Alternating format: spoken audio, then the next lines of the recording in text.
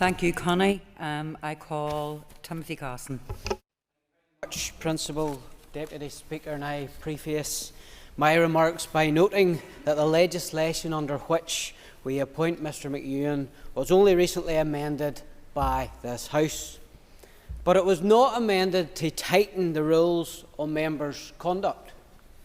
It was not amended to guarantee that the Commissioner for Standards would always investigate alleged misconduct. Oh no, it was amended to lay the foundations for a substantial MLA pay rise. Members, well, we could have tightened the rules, Mr Gosson, but sadly... Mr Gosson, point of order from me, please. So this isn't about the Assembly Commission. This is about the Assembly Commission appointing a new Commissioner for Standards and Privileges. So with respect, could I ask the member to return to the subject for debate, please? Thank you very much, Principal Deputy Speaker.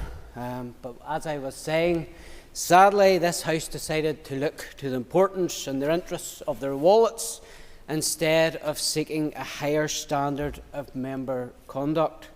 That does nothing for the public standing of this Assembly in the eyes of the general public out there. I trust that Mr McEwan will learn from the expectations of where his predecessor fell short.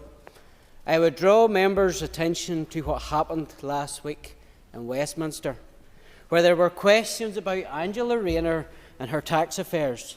She was rightly referred to the ethics advisor because it was recognised that that was the person for the job. What a contrast we have here in Stormont. Let me remind the House of the Sinn Féin paedophile scandal around Michael McMonagle. Mr Gosson. The case was not referred to the Commissioner for Standards. Mr Gosson. So this is the second time I'm asking you to return your remarks to the subject that's being debated. So it's not a case of you throwing in Standards Commissioner and saying whatever you want. So I'll ask you again with respect to return to the subject in hand. If you continue to go outside of that, I'll ask you to take your seat. Is that clearly understood? Principal Deputy Speaker, Thank I think you. it's very relevant to the debate that's in front of us here this morning. I'm simply comparing what happens in Westminster to what we see here in Stormont.